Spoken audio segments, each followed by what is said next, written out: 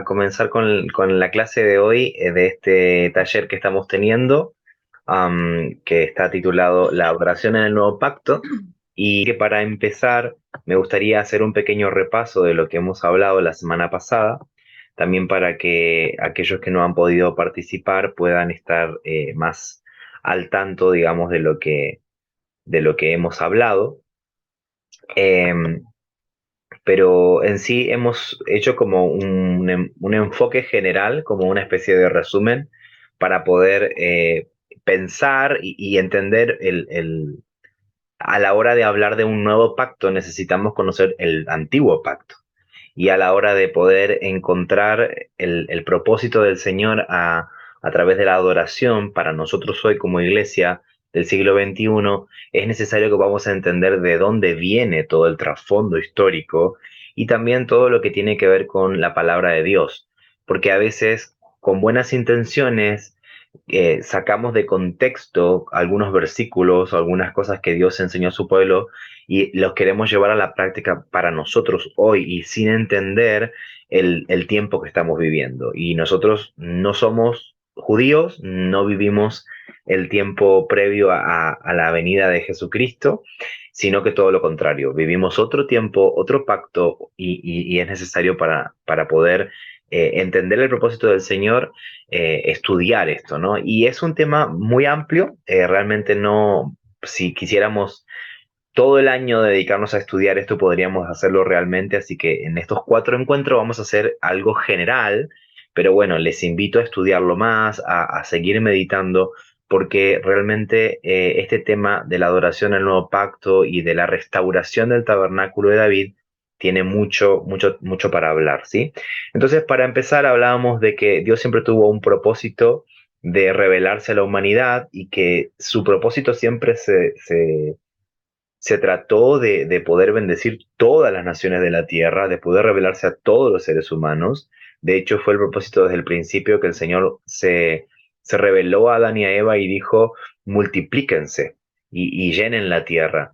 Entonces nosotros tenemos que entender que hay toda una historia previa que se desarrolló antes de que nosotros estuviéramos en esta parte de la historia. Hay una línea imaginaria y muestra como un punto de ubicación, como del GPS que estamos muy acostumbrados a ver, y dice, estamos aquí. Hoy nosotros somos la iglesia del siglo XXI, pero esta historia no terminó. Nosotros estamos escribiendo la historia, o más bien estamos siendo parte del propósito de Dios para escribir la historia que Él está escribiendo, que todavía no acabó. Todavía estamos esperando la venida de nuestro Señor, estamos esperando que el Señor establezca del todo su reino, porque estamos en un proceso. Dios ha hecho la parte más importante, se ha revelado y Jesucristo en la cruz del Calvario ha vencido y ha comprado para nosotros todo lo que heredamos, ¿no? Por ser coherederos con Cristo. Y estamos estableciendo el reino de Dios en la tierra, pero todavía no se estableció del todo y en ese proceso es en el que estamos y por eso es importante entender el propósito de Dios para nosotros y nuestro llamado como adoradores. La adoración es un llamado para toda la iglesia, entonces todos somos adoradores y no los músicos solamente, sino que los músicos tenemos una herramienta para poder enfocar nuestra atención en el ser que adoramos, que es nuestro Señor Jesús. Acá hay una línea histórica que trata un poquito más en profundidad la manera en la que se adoraba, porque la adoración tiene que ver con el punto de encuentro entre Dios y el hombre. Dios se revelaba como Dios y el ser humano adoraba en respuesta a esa revelación. Adoraba porque Dios es Dios y nosotros no somos Dios, somos seres creados por Él. Entonces, la adoración es ponernos en el lugar correcto. En el inicio se adoraba a través de altares, que eran montículos de piedra que se levantaban en lugares altos generalmente, porque esos lugares altos representaban la unión del cielo y la tierra, representaban el acercamiento a Dios. Después aparece el tabernáculo de Moisés, que fue la imagen principal de la adoración a lo largo de casi toda la historia de Israel, que luego se transforma en el tabernáculo perdón, el tabernáculo de Moisés se transforma luego en el templo y eso ha sido como las tres imágenes principales. Pero hubo un tiempo histórico de la historia de Israel donde hubieron dos tabernáculos que funcionaron paralelos, y este era el tabernáculo de Moisés y el tabernáculo de David. Entonces, hoy vamos a hablar un poquitito más sobre las diferencias de los tabernáculos, porque al entender el tabernáculo podemos entender un poco más las implicancias que tiene la adoración para nosotros hoy y por qué Jesús, cuando nos llama a ser adoradores en espíritu y en verdad, por qué Él hace un énfasis tan importante de la adoración no tiene que ver con rituales, sino que ahora tiene que ver con una relación de corazón, del corazón de Dios hacia el corazón de su pueblo, que somos hoy nosotros a través de la fe. Entonces, los altares estaban representados acá en estas imágenes, el tabernáculo de Moisés, el tabernáculo de David, el templo de Salomón y Jesús, ¿no? Y parece raro porque Jesús es lo único de todo esto que no es una cosa, sino que es una persona. Jesús representa todas estas otras cosas que funcionaron antes y representa sobre todo la casa de Dios. Pero vamos a trabajar más profundamente más adelante en ese tema. Y terminamos la clase de la semana pasada hablando de la palabra adoración. Yo decía que adoración significa desde el diccionario amor en extremo, amar a alguien con todas las fuerzas, con todo el corazón, pero también adoración significa rendir culto a un Dios. Eso es lo que dice el diccionario sobre la adoración. Pero si nosotros hacemos un estudio bíblico sobre la adoración y analizamos dos de las palabras más importantes que representan la adoración, vamos a encontrar estas dos palabras.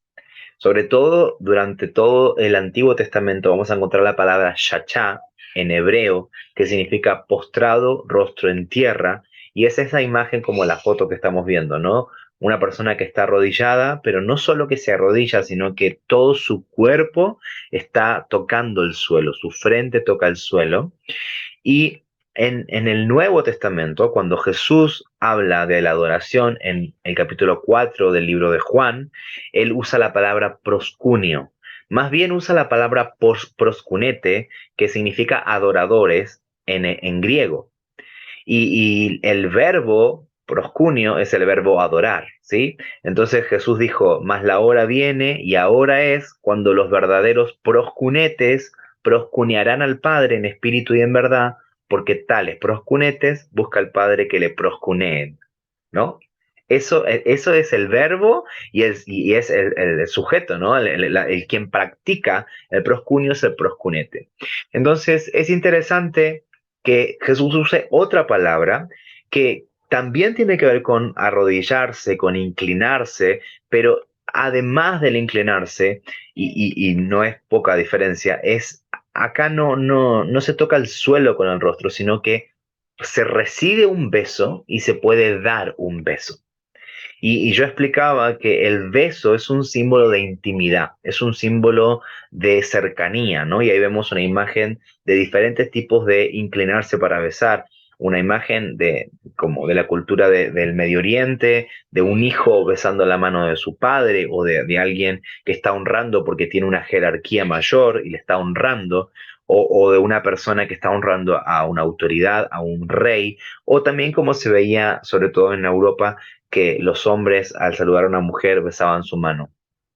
Otro símbolo que podemos usar para poder entender el sentido de la palabra proscunio es un perro que lame la mano de su amo, ¿no? El perro conoce muy bien quién le da de comer y él puede querer a todos los integrantes de la familia, pero la persona que le da de comer es su persona favorita. Definitivamente esa persona es por la que el perro más mueve la cola, es por la que más celebra y es de alguna manera cuando el perro lame la mano de su amo, está reconociendo como un beso la cercanía, la emoción que le genera encontrarse con ese que le está proveyendo. La distinción más importante para mencionar de esta comparación de las dos palabras y que es algo que me impacta profundamente es que no es una casualidad estas imágenes, ¿no? Cuando yo estuve visitando el Medio Oriente, visité en el año 2009 Egipto, Jordania, Israel, me encontré con un montón de imágenes de cosas que pasaban en la cultura del Medio Oriente que me ayudó a entender mucho más este tipo de cosas. De hecho, una de las cosas que me marcó mucho de ese viaje fue que me encontré con que muchas personas en el Medio Oriente tenían una marca en su frente. Yo no sabía si eso era una mancha, algo de nacimiento, o si era un grano, qué era, pero muchos tenían como un círculo, algunos tenían negro la frente. Y yo pensaba, ¿qué será esto? ¿Será una enfermedad de esta región del país? Y le pregunté a los misioneros con los que estábamos trabajando por qué la gente tenía esa marca, sobre todo musulmanes, que saben ustedes que los musulmanes son muy parecidos a los judíos, tienen prácticas muy parecidas. De hecho, todos los árabes musulmanes son descendientes de Ismael y son los medio hermanos de los judíos que son descendientes de Israel. Entonces hay muchas similitudes en la cultura musulmana con la cultura judía y podemos entender, al observar este tipo de cosas, podemos entender más algunas cosas que tienen que ver también con la cosmovisión judeocristiana. Y me decían los misioneros con los que estaban, dice, ellos tienen esa marca porque son adoradores. Y yo, ¿cómo? ¿Cómo que son adoradores? Dice, ellos son tan devotos a su Dios que les queda la marca en la frente por las horas que pasan adorando a Alá. Y a mí eso me impactó, de hecho hasta me avergonzó, porque me di cuenta de que yo no estaba dispuesto a dar tanto tiempo, tanto esfuerzo, e incluso que me quedara una marca en el cuerpo por mi adoración, ¿no? Literalmente yo siempre digo que la iglesia moderna no tiene la costumbre de arrodillarse. No sé si en su congregación ustedes lo harán, pero las iglesias modernas ya no se arrodillan, ya no se postran delante de la presencia de Dios. No es una práctica común porque es algo incómodo, porque cuando se arrodilla te duelen las rodillas, te duelen las articulaciones, se te sube la ropa, se te baja el pantalón, se te estiran las cosas. Si tenemos unos kilitos de más como yo, la ropa que está un poco apretada no me calza bien y entonces tengo que estar pensando, uy, se me está viendo la panza, se me ve la espalda. Entonces imagínense, esa posición de cha-cha claramente no es una posición que nosotros como iglesia moderna practiquemos. Pero no solamente eso, sino que en las mezquitas musulmanas me impactó darme cuenta de que no hay sillas. Las personas cuando van a encontrarse con Alá, ellos no van a sentarse a un teatro para contemplar un show, para contemplar una obra desde el frente, para escuchar un músico tocar. Ellos van a postrarse y lo único que tienen es una pequeña alfombra que ponen en el piso y ponen su cabeza en el suelo. Para la cultura del Medio Oriente, la práctica de Shachá tenía que ver con eso justamente. Tocar el suelo porque del polvo somos y al polvo volvemos reconociendo que somos creados por Dios, somos criaturas creadas. Ahora, eso me impactó porque por un lado me doy cuenta de que a veces la gracia de Dios, el amor de Dios ha hecho que se haya hecho tan familiar para nosotros en la imagen de un Dios de amor que hasta sin querer hemos caído hasta casi en la deshonra, casi en el no reconocer realmente quién es nuestro Dios. No sé si me llevo a explicar, pero em, de alguna manera no estamos dándonos cuenta de la importancia que tiene el Dios que adoramos. Y creo que necesitamos volver a eso. Pero por otro lado, algo que me impacta mucho es que Jesús usará otra palabra. Porque la diferencia que hay entre Shachá y proscunio está justamente en el vínculo que tiene el adorador con el ser que está adorando. En la imagen de la palabra Shachá vemos que la persona que adora no puede ver el rostro de Dios.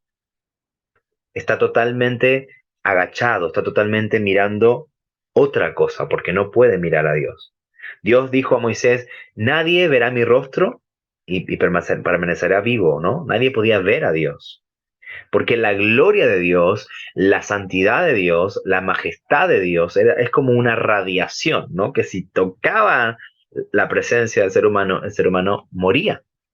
Pero Jesús hizo algo que cambió la historia. Dijo más, la hora viene, o sea, va a pasar, y ahora ya está pasando, que empieza un nuevo tiempo de adoración.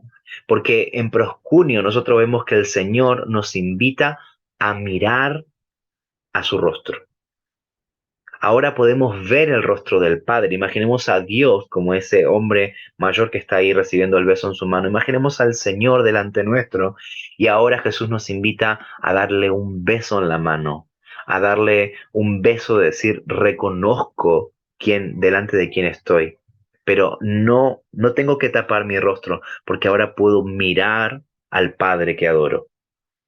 Y no solamente eso, sino el Señor puede darnos un beso en la frente como hijos. Es algo hermoso, es una imagen tremenda. Seguimos inclinándonos, seguimos reconociendo que hay un Dios al que estamos adorando, pero ahora el Señor nos invita a un beso de intimidad. El Señor nos invita a conocerle. El Señor nos invita a verle, cosa que no podía pasar antes. Y esa palabra es la que a nosotros nos identifica, porque el Señor nos invita a ese nivel de relación. Y es algo que me impacta realmente. Entonces, así como hay una comparación entre estas dos palabras, también hay una comparación entre estos dos tabernáculos. Entonces vamos a hablar un poco hoy sobre el tabernáculo de Moisés para poder hacer ese paralelismo entre los dos tabernáculos. En el tiempo del reinado del rey David, durante 40 años en la historia, dos tabernáculos funcionaron paralelos. En los dos se rendía culto a Dios, en los dos se rendía adoración. Pero Dios dijo que el tabernáculo de David era su tabernáculo favorito. Y eso es algo que llama la atención. Eso es algo que los eruditos, los teólogos dicen, ¿qué había en David y en lo que David hizo que hiciera que Dios lo eligiera? ¿Por qué Dios lo elige? Y no solo eso, sino que ¿por qué Dios dice en Amós 9:11, en los últimos tiempos restauraré el tabernáculo caído de David para que todas las naciones me conozcan? Entonces, como nosotros somos acá peruanos, argentinos, que queremos conocer al Señor, necesitamos descubrir los secretos que hay en el tabernáculo de David y la adoración en el tiempo del rey David, porque eso identifica la adoración en nuestro tiempo. Entonces, les voy a invitar a que podamos ver una presentación donde vamos a estar mirando un poquitito más sobre el tabernáculo de Moisés y poder entender un poquitito el trasfondo. Si nosotros entendemos cómo funcionaba el tabernáculo de Moisés, entonces vamos a poder entender también cómo funcionaba el tabernáculo de David y las diferencias que había justamente entre estos dos tabernáculos. Am, Ahí ya me llegó el anuncio de que se va a cortar en un momento, entonces cuando se corte vamos a retomar desde donde hayamos quedado. Muy bien, déjenme que comparto pantalla.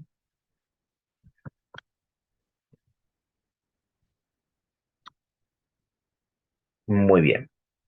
¿Se ve ahí? Si me pueden hacer alguna seña. Sí, muy bien.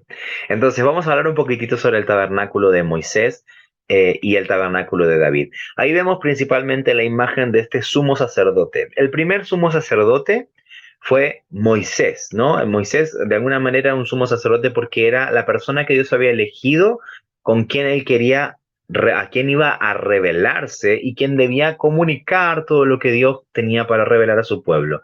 Pero el sumo sacerdote, el primero que se instituye es Aarón, el hermano de Moisés, ¿no?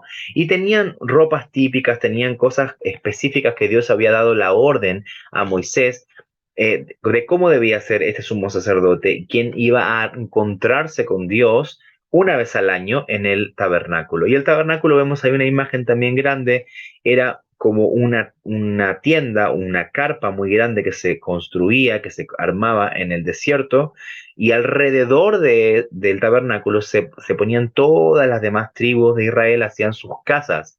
Pero ese lugar, el templo, el santuario, el tabernáculo, era el más importante porque era la casa de Dios. Entonces, yendo un poco más profundo, ¿qué es el tabernáculo? El tabernáculo en hebreo se llama Mishká y significa morada. O sea, era la casa de Dios, literalmente. Éxodo 25, 8 y 9. 8 y 9, ¿sí? Dice también que podía ser llamado como tienda de la congregación, tienda de reunión, el tabernáculo del testimonio, la tienda, el santuario, son todas palabras que se usaban para poder definir el mismo lugar, este espacio físico donde Dios se revelaba.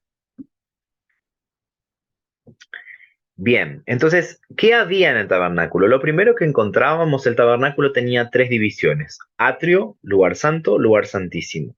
Lo primero que se encontraba al entrar al tabernáculo era el altar de bronce. Es el primer objeto que había ahí, sí, eran 5 por 5 por 3 codos, de manera que era cuadrado, símbolo que recuerda el alcance universal del sacrificio de la cruz, los cuatro vientos, los cuatro puntos cardinales.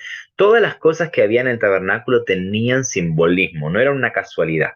¿Sí? Este altar de bronce era, como digo yo, como una parrilla. Ahí ven que tiene como una especie de parrilla, ¿no? Entonces en ese lugar estaba el fuego a donde se ponía el sacrificio, o sea, donde se ponían los animales que se sacrificaban, y esos animales que sacrificaban, todo tenía un orden meticuloso donde los levitas tenían que traer el animal, ponerlo en ese lugar, tiraban la sangre en unas canaletas que había, donde se recogía esa sangre que después se llevaba adentro. Había todo un simbolismo que no voy a entrar en todos los detalles, pero sí les invito a estudiar porque es algo interesante. Todas estas cosas que pasaban en el desierto, todas estas cosas que pasaron desde el principio de la historia del pueblo de Israel, era para que ellos entendieran lo que Jesús haría en la cruz del Calvario. Todo esto son imágenes de Cristo, son como imágenes proféticas de cómo sería el sacrificio de nuestro Señor Jesús. Entonces, ese altar de bronce es el primer mobiliario, lo primero que encontramos que aparece y es un objeto importante a tener en cuenta. Los únicos que podían entrar al tabernáculo eran los levitas. Los levitas eran todos los hijos de Leví, los descendientes de Leví. No cualquier persona, no es que alguna persona decía, yo quiero servir al Señor en el tabernáculo y entonces entraba. Solamente los descendientes de Leví podían entrar al tabernáculo. Entonces, algunos levitas entraban hasta la primera parte. Los sacerdotes, dentro del grupo de los levitas, algunos eran sacerdotes y podían entrar al lugar santo. Pero dentro del grupo de los sacerdotes, solo uno era el sumo sacerdote que podía entrar al lugar santísimo. O sea que imagínense, cada área del tabernáculo era específica para personas específicas. Y no cualquier ser humano podía acercarse a ese lugar sagrado, a ese lugar santo. Lo segundo que vamos a ver es la fuente de bronce, ¿sí? Dice que ahí que no están las dimensiones, pero dice que estaba situada entre el altar y la puerta que viene del lugar santo, ¿sí? Esto era como un lugar donde después de matar al animal, el sacerdote pasaba y tenía que limpiar sus manos. Es una representación de la palabra de Dios, el simbolismo que tiene esto estaba hecho con bronce bruñido y en ese tiempo dice la Biblia que fue hecho con los espejos de las mujeres. Ahora pensemos que en ese tiempo no existía el vidrio, sino que solamente las mujeres veían en el bronce. No sé cómo se veían, porque la verdad que no se ve tanto.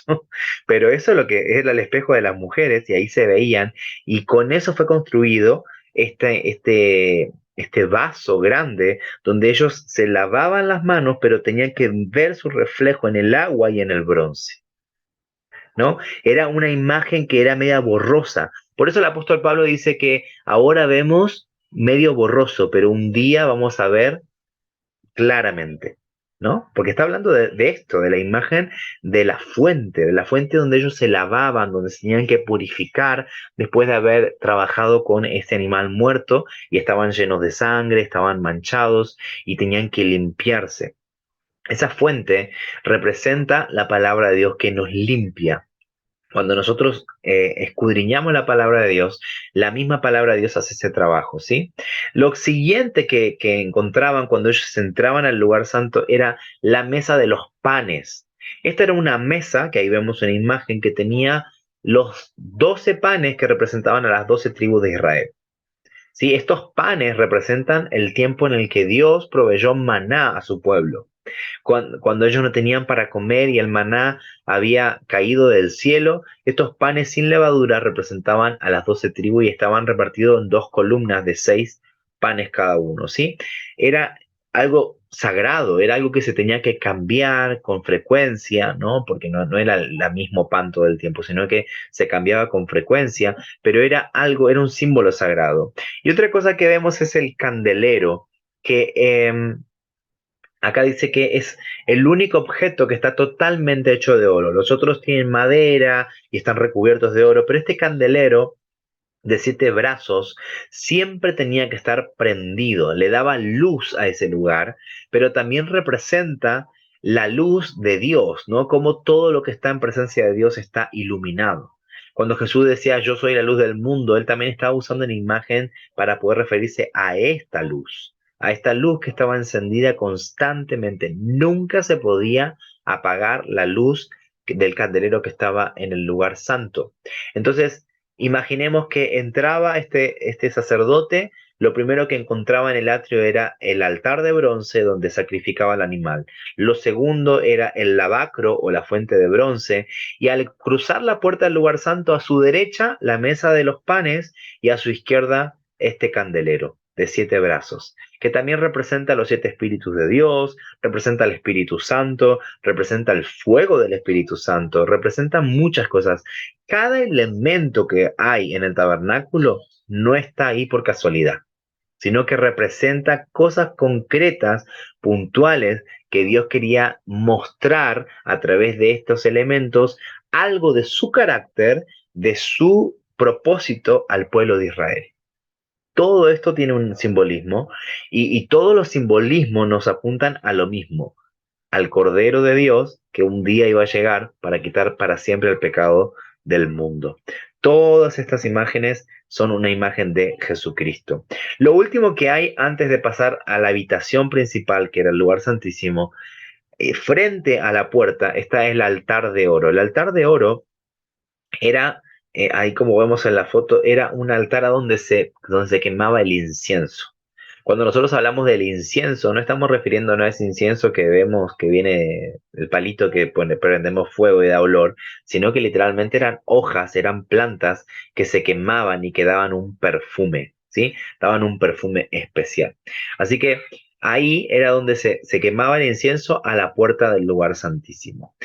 Les estaba diciendo que imaginemos que estamos entrando al tabernáculo y cuando el último mueble que aparece justo delante de la puerta del lugar santísimo es el altar de oro. El altar de oro era donde se quemaba el incienso que subía con un perfume, ¿no? Como un olor fragante. Cuando decimos eso del olor fragante de la adoración, estamos refiriéndonos justamente al altar de bronce.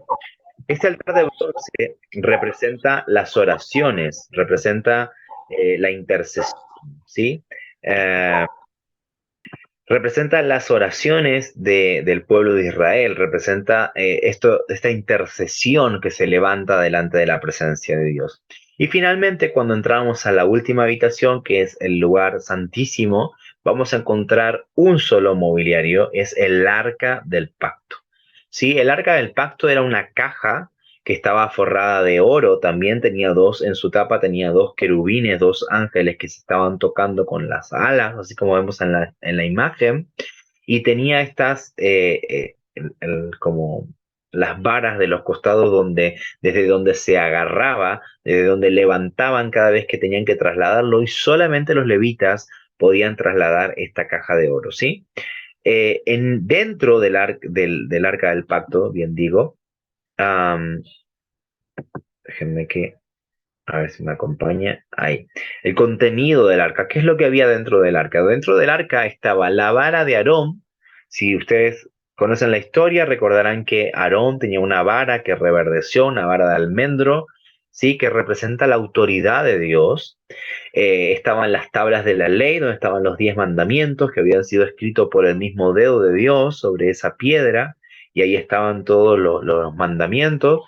Eh, Estos elementos eran muy importantes, ¿sí? Ahí dice las tablas de la ley, la vasija de oro, adentro de la vasija había maná, ¿sí? Recuerdan que habíamos hablado de que el pan de la preposición representaba el maná, pero no era maná, eran panes que ellos cocían, redondos. Acá dentro de esta vasija de oro había maná guardado, ¿sí? La vara de Aarón, y dice, bien, ahí ya lo mencioné, que era una vara de almendro, ¿sí? Entonces, dentro de esta caja estaban estos tres elementos. Estos tres elementos representaban la persona de Dios. O sea, literalmente el arca del pacto era Dios. O sea, Dios le dio esa imagen para que ellos pudieran visualizar. Imaginemos, nosotros hoy nos pasa muchas veces, ¿no? La gente quiere tener una imagen para poder visualizar a este Dios invisible. De hecho, culturalmente hablando, las personas siempre hacen una imagen de sus dioses, ¿no? Qué sé yo, depende de la cultura, de la región, los dioses de las personas cambian y utilizan todo tipo de imágenes. La misma razón por la que dentro de la cultura católica, la religión católica, utiliza las imágenes de los santos, porque necesitamos como seres humanos visualizar. Y Dios usó estos elementos para que el pueblo de Israel pudiera visualizar de alguna manera cosas que eran importantes que ellos recordaran, que ellos aprendieran, que ellos tenían que tener en cuenta para poder conocer a su Dios, para saber al Dios al que estaban adorando. Hasta ahí estábamos hablando del tabernáculo de Moisés, ¿sí? Que fue levantado en el desierto, que fue el lugar de reunión, la razón por la que fue construido es porque Dios quería ser adorado por su pueblo, y fueron las palabras que Dios le dijo a Moisés que tenía que decir a Faraón: deja a mi pueblo ir para que me adoren en el desierto. Y ese tabernáculo se mantuvo a lo largo de toda la historia del pueblo de Israel hasta que se transformó en el templo. Cuando Salomón construyó el templo era un edificio que representaba 10 veces más todas estas cosas. O sea, habían los mismos elementos, pero todo era mucho más grande. Después vamos a ver si vemos una imagen para visualizar que todos estos elementos que tenía el tabernáculo después se agrandó mucho más, era mucho más hermoso, más glorioso. Y creo que yo les mencionaba la semana pasada que acá en São Paulo, Brasil, tenemos la Iglesia Universal, el Padre de Sufrir, construyó una réplica del Templo de Salomón. Y salió 360 millones de dólares, ¿no? Me olvidé de mandarles ese video, después le voy a mandar al pastor para que les comparta, que es interesante. Igual ustedes lo pueden buscar en internet, busquen réplica del Templo de Salomón y van a ver que es súper interesante ver cómo, sino para que nosotros podamos imaginarlo un poco más, cómo era de importante, de glorioso, de imponente, el templo era la versión mejorada del tabernáculo. ¿Por qué era tan importante el templo? ¿Por qué era tan importante el tabernáculo? Porque era la casa de Dios. Entonces Dios le dijo a su pueblo que él quería una casa para poder habitar en medio de su pueblo, y esa es la razón por la que el pueblo de Israel le da tanta importancia, porque ese lugar sagrado, ese santuario, era la casa de Dios. Y ellos, para tener la presencia de Dios en medio de su pueblo, necesitan la casa de Dios. Esa es la razón por la que hasta el día de hoy existe el Muro de los Lamentos, que es una pared del Templo de Salomón. O sea, los enemigos destruyeron el templo y el pueblo judío, que no cree en Jesucristo, porque ellos no creen que Jesús es el Mesías, ellos todavía siguen esperando el Mesías, pero lloran la pérdida del templo porque como no pueden reconstruir el templo, porque están en guerra con los palestinos, quienes tienen construida una mezquita musulmana del otro lado de esa pared, entonces no pueden construir el templo para que vuelva la presencia de Dios a habitar en Israel. Imagínense qué importante que hasta el día de hoy sigue siendo una razón de guerra. Imaginen, es el centro, ¿no? Geográficamente es el centro del mapa en el mundo. Y en esos lugares tan chiquititos, porque Israel es un país muy pequeñito, y es una guerra que involucra a todo el mundo, ¿no? De todas las naciones del mundo están involucradas en esa guerra entre israelitas y palestinos. Y qué tremendo que una de las cuestiones es justamente la tierra y el edificio del templo. Porque el pueblo de Israel está esperando el Mesías y ellos quieren construir ese templo otra vez para que venga su Mesías, ¿no? Para que venga el Salvador, para que venga el Rey de Israel. Pero ellos no les ha sido revelado, no han entendido aún que Jesús ya vino y que esas palabras que fueron profecías de Jesús se cumplieron, y por esa razón no necesitamos el templo, porque Jesús es el templo del Espíritu Santo y hoy su iglesia es el templo. Cada uno de nosotros somos el templo del Espíritu Santo.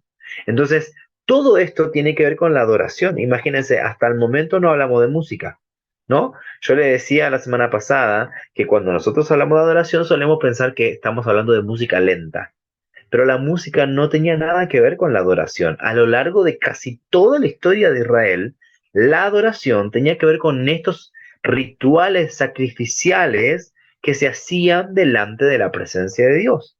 No tenía nada que ver con música. Pero en el tiempo del reinado de David, David construye otro arca, ¿no? Como que crea otro espacio.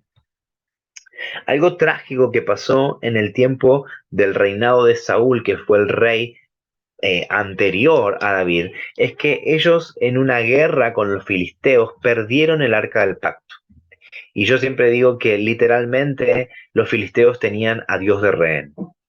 Cuando hay rehenes de por medio, cualquier situación se detiene y no avanza ningún pueblo enemigo porque se prioriza la vida del rehén. Pero de alguna manera, en el tiempo del reinado del rey Saúl, Saúl dejó el arca del pacto en el campo enemigo y se fue. Y eso es algo fuerte de pensarlo, porque literalmente dejaron a su Dios en el pueblo enemigo. Volvieron a Jerusalén y siguieron haciendo todos los rituales de la adoración, pero Dios no estaba en el templo. Y eso es algo impactante, es algo fuerte porque siempre digo, es como festejar una fiesta de cumpleaños, pero el cumpleañero no está presente. Si el que recibe el galardón, el que tiene que ser celebrado, no está presente, ¿por qué lo celebraríamos? Bueno, esa imagen tan trágica de un pueblo que adoraba a un Dios que ya no estaba en su casa, pero ellos mantuvieron todos los rituales, representa el espíritu de la religiosidad. Representa justamente una adoración que se mantiene intacta, pero donde Dios ya no está presente. Cuando Saúl muere, David asciende al trono y lo primero que David hace es, dice, yo voy a construirle una casa a Jehová. Yo voy a traer de vuelta la presencia de Dios a Jerusalén. ¿Cómo es posible que Dios estuvo como 20 años cautivo, ¿no? Esa cajita, esa caja que era el arca del pacto, estaba olvidada en el campo enemigo. Y David lo primero que hizo fue y buscó la caja, el arca del pacto, y lo trajo de nuevo a la ciudad de Jerusalén. Pero en vez de llevarlo al lugar de la adoración, que era el tabernáculo, David, por alguna razón, decidió llevarlo al palacio real. El palacio real estaba en la ciudad de Jerusalén, sobre el monte Sión. Era la casa más hermosa, por supuesto, porque era el palacio del rey. Y David soñaba con hacerle una casa a Dios. Entonces David dijo, yo no puedo llevar la presencia de Dios al tabernáculo, porque la mejor casa es la casa del rey. Entonces Dios tiene que ser el rey sobre su pueblo. Y él puso esa caja en el centro del palacio, en un lugar especial, lo cubrió con un velo y eso era todo. Ahí terminó, ¿no? Qué interesante que David haya hecho esto, porque en realidad los teólogos dicen que era una ofensa, era algo que no estaba permitido. Además, recordemos que solamente los sacerdotes, solamente los levitas, podían acercarse a la presencia de Dios. Pero David no era levita. David no era de la tribu de Leví. David era la tribu de Judá. Ahora, ¿saben ustedes lo que significa la palabra Judá? Significa alabanza. David era descendiente de alabanza. David no era un sacerdote, David era un guerrero, David era un pastor y David ahora era un rey. Pero no estaba permitido que un rey oficiara el ministerio sacerdotal. Sin embargo, David se llevó el arca, lo puso en este lugar y él levantó 38,000 levitas para que sirvieran constantemente delante de la presencia de Dios en el arca del pacto. Mientras tanto, el arca de Moisés, el tabernáculo de Moisés seguía funcionando, como siempre. Pero de David, de esos 38.000 que eligió, David separó 4.000 personas, 4.000 levitas, que se dedicaron a hacer música alrededor del arca del pacto, 24 horas al día, dividido en turnos de alrededor de 250 personas. O sea, constantemente había un grupo de 200 personas que estaban tocando alabanzas al Señor constantemente. Y cambiaban esos turnos y pasaba a otro grupo, pero siempre estaban cantando alabanzas al Señor, siempre estaban hablando a Dios y de Dios, de las maravillas de Dios. Dice la Biblia que David había preparado gente específica para que hiciera esta tarea, pero nada más y nada menos, pero no había todos los otros elementos que tenía el tabernáculo de Moisés. Entonces esto es importante. Dice acá, David hizo muchas cosas nuevas al instituir el tabernáculo para el arca. Uno, una nueva ubicación. El tabernáculo de Moisés estaba en Gabaón, que era una región. Ahí vemos los versículos, primera de Crónica 16:39. David edificó su tabernáculo en Sión. Seguramente ustedes recordarán, hay muchos versículos en la Biblia donde habla de Sión y de la importancia de Sión. Y de hecho, en el libro de Isaías dice un versículo que Dios dijo que su casa favorita eran las moradas de Sión. O sea, lo que él estaba diciendo era que el lugar a donde mejor viví era en el tiempo en el que viví en el monte Sión, en la casa de David. Qué importante, ¿no? Qué impactante. Imagínense que el Señor diga, la verdad, en todos lados me hacen una casa, pero el mejor lugar a donde lo paso es en Perú. El mejor lugar a donde lo paso es en la casa, no sé, del hermano, no sé, de Nélida, o de María Mercedes, o de Israel.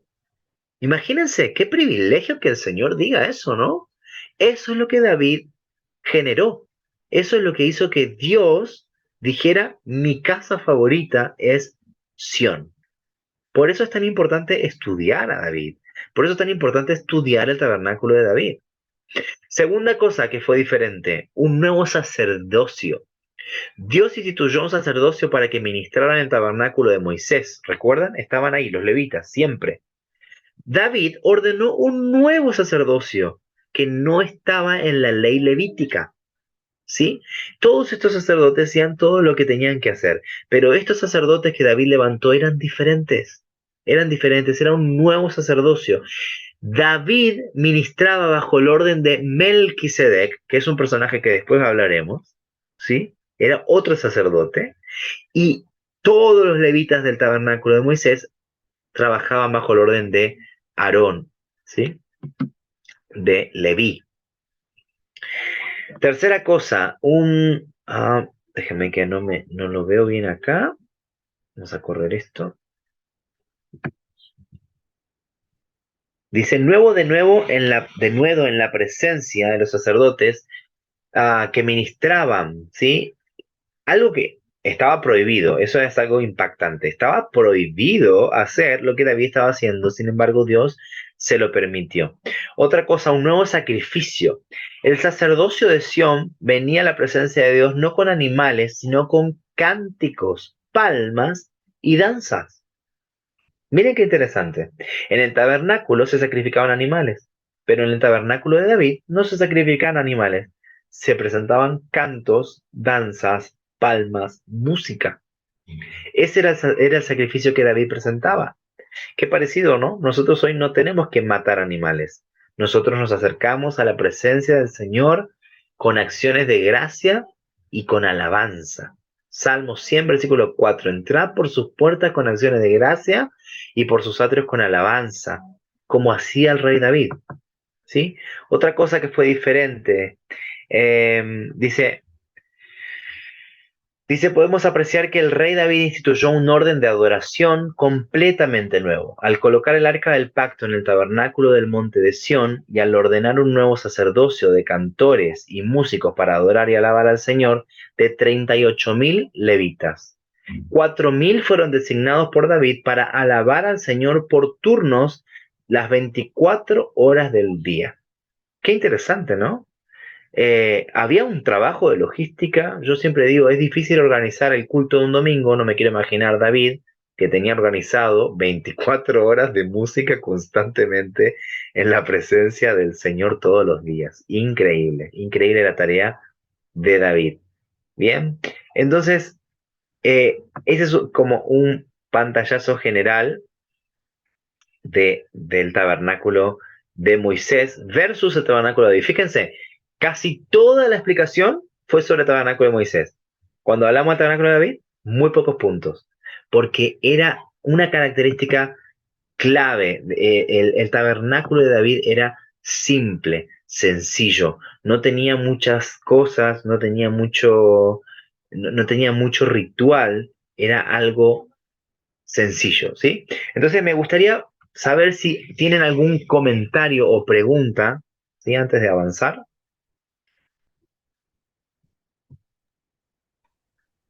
Bueno, a mí me encantó ahí entender que David lo hacía de una forma bien práctica, bien íntima y como que dentro de un ambiente que hoy vivimos, ¿no? Donde ya no tenemos que matar animales, sino que poder expresar nuestro corazón por medio de adoración, por medio de cánticos, por medio de nuestras palabras. Qué bonito, ¿no? Es como que David vivía el futuro. Exactamente. Sí, sí, sí, Nosotros decimos en es Argentina una que bendición. es un adelantado, ¿no? Tenía una percepción profética. David estaba viendo por adelantado el tiempo que venía.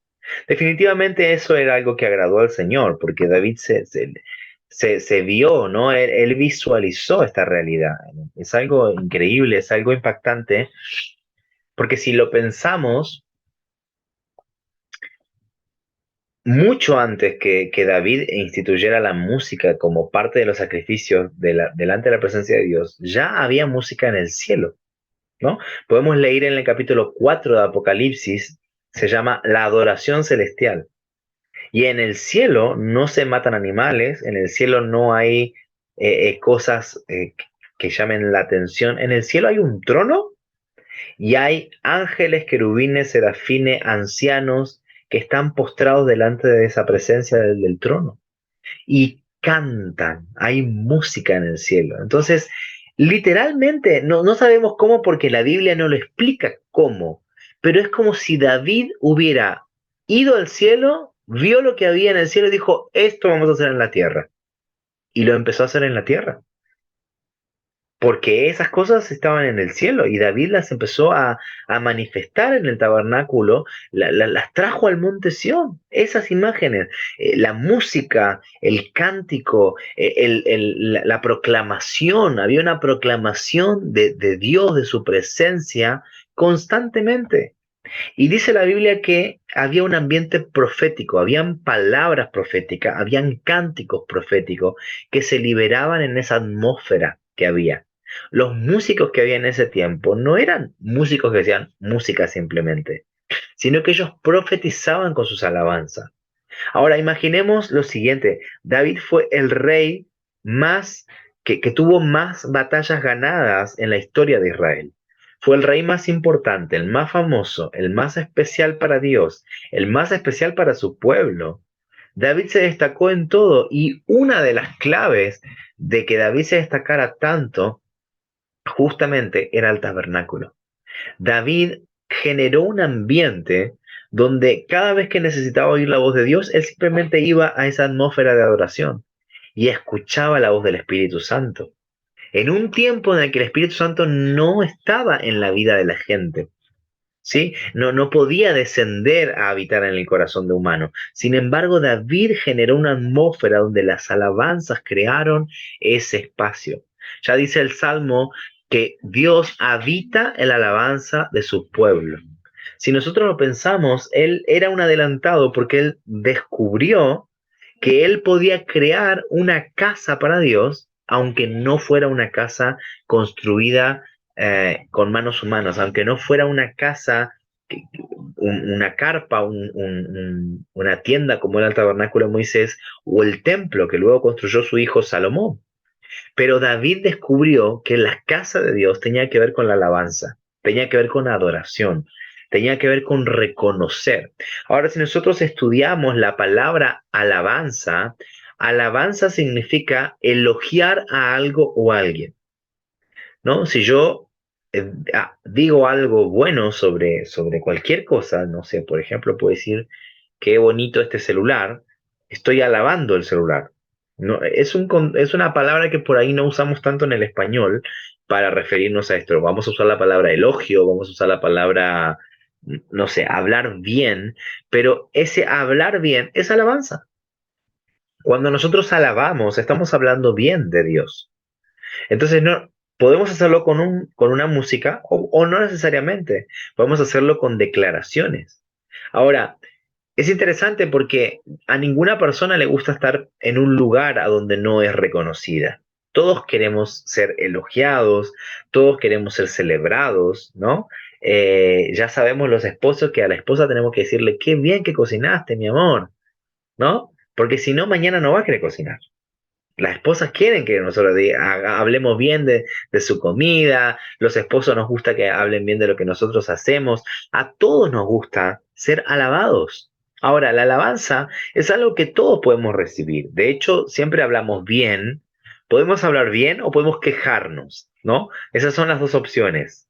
Podemos hablar mal o podemos hablar bien de una persona, pero si nosotros hablamos bien de alguien, si nosotros no ignoramos la presencia de alguien, sino que la afirmamos, la reconocemos, la felicitamos, esa persona se siente a gusto. Con cuánta más razón nuestro Dios, si nosotros hablamos bien de Él, hablamos de sus obras, hablamos de sus maravillas, obviamente el Señor va a sentirse a gusto y va a acercarse a su pueblo. Yo siempre digo que Dios está en todas partes, su presencia es omnisciente. Él está acá donde estoy yo, en Argentina, está allá con ustedes en Perú, está en la China, está en el supermercado, está en el templo, está en las casas de las personas. Dios está en todos lados. Pero no en todos lados Dios hace su voluntad.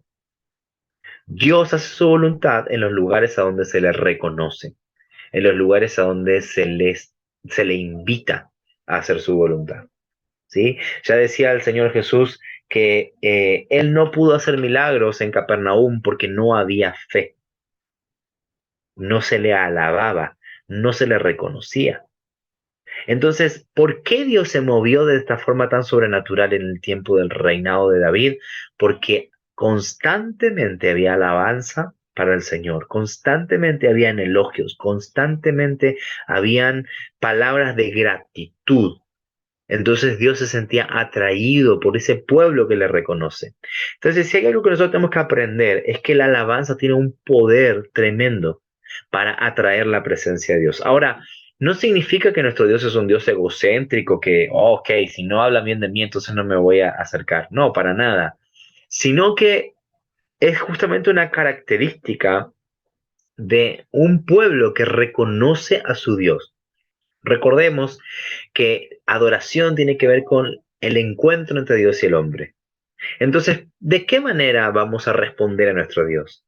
Bueno, debemos responder como adoradores, alabando y adorando, reconociendo su grandeza, sus bondades, sus virtudes, y entonces eso genera que la presencia del Señor se acerque a su pueblo. Esa es la razón porque como iglesia empezamos nuestros cultos cantando. Esa es la razón por la que generamos esa atmósfera, porque queremos que el Señor se siente en el trono de nuestra alabanza, porque buscamos su presencia, porque deseamos que se manifieste. Ese es el propósito. Esa es la razón por la que lo hacemos de esa manera. Entonces, si hay algo que tenemos que aprender del reinado del rey David, justamente, es a generar ese espacio donde el Señor se siente a gusto. Amén. Amén. Muy bien, me gustaría escucharles si hay algún comentario más y si no vamos a despedirnos de de este segundo encuentro y nos queda la grabación para poder volver a escuchar y estudiar y ya en el tercero vamos a hablar un poquitito más en profundidad. ¿Algún otro comentario o consulta? Nélida, hermana Mechita, mano Alan, ¿qué tal? ¿Qué dicen por ahí? Estaba riquísimo. Ahí está, hermana Meche, mano Alan. Están los dos, los esposos. Ella también es uno de los brazos derechos que también tenemos en la iglesia con su esposo, hermano Alan, junto con Nélida también que está ahí. Un gusto, qué lindo. Sí, está rico, está rico. A mí me ha encantado, me ha encantado. Me ha alegrado mucho que haya sentado los detalles con Sí, respecto al tema de David. Ahí te manda Mecha va a comentar. sí, sí, pastor, estaba sorprendente. Lastimosamente entramos un poquito tarde porque no podíamos, pero creo que hemos recibido la mejor parte. Sí, se entendió Amén, mucho bien, sí, pastor. amén, amén. Eh, sobre todo, eh, el arca en ese tiempo era como que Dios se hacía ver, ¿no? Que él vivía ahí prácticamente, ¿no? Pero ese era para los antiguos. Y ahora, ¿cómo podría ser eso? ¿Cómo se podría explicar esa parte? Ah, existiría un arca espiritualmente, digamos, Buena ¿no? pregunta, buena pregunta. Al pastor Elías. Bien, ahí vamos a llegar más adelante a hablar un poquito más, pero Jesús es el arca del pacto hoy. Pensemos que todas las imágenes que hay en el Antiguo Testamento, el arca, el tabernáculo, el templo, todas las cosas de las que estamos hablando, todo eso es una imagen de lo que iba a venir, que para nosotros ya vino, que fue Cristo. Entonces, como estamos de este lado de la historia, entonces nosotros hoy estamos experimentando el privilegio que quisieron tener. Dice el libro de Hebreos que muchos murieron esperando la promesa. Se refiere a esto justamente, ¿no? Muchos murieron sin haber conocido la presencia de Dios. Nosotros no nos damos cuenta del privilegio que tenemos de tener al Espíritu Santo en nuestro corazón, porque el pueblo de Israel no tenía el Espíritu Santo en su corazón, porque el corazón de ellos no había sido transformado. El corazón del humano, del ser humano, fue transformado después de la resurrección de Cristo. Si Jesús no moría y resucitaba, no podíamos tener un corazón nuevo para que habitara la presencia de Dios. A partir de la muerte y resurrección de Cristo, empezó un tiempo nuevo donde ahora nosotros tenemos la presencia. Entonces no necesitamos una caja, porque la llevamos adentro a la presencia. No necesitamos un templo, porque llevamos adentro la presencia. No necesitamos una imagen, porque conocemos al Dios que está en nuestro corazón y le percibimos de otra forma. Entonces, hoy la música es simplemente una herramienta que nos ayuda a, de alguna manera, tener una experiencia, a experimentar la sensación, esa presencia que sentimos que se manifiesta, pero no es una presencia que viene de afuera, como pasaba en el tiempo de Moisés, que venía en fuego, venía como una nube, venía como agua, sino que ahora sale de adentro nuestro. Jesucristo dice, de su interior fluirán ríos de agua viva. ¿A qué se estaba refiriendo? Al Espíritu Santo. En vez de que ahora Amén. venga de afuera, sale de adentro. Pero no está en la vida de uno, está en la vida de todo lo que le confesamos como Señor y Salvador. Y ese es el privilegio más grande que tenemos hoy como adoradores. Amén. Amén. Amén. Amén, pastor. Amén, pastor. Gracias. Bien, vamos entonces a detener la grabación acá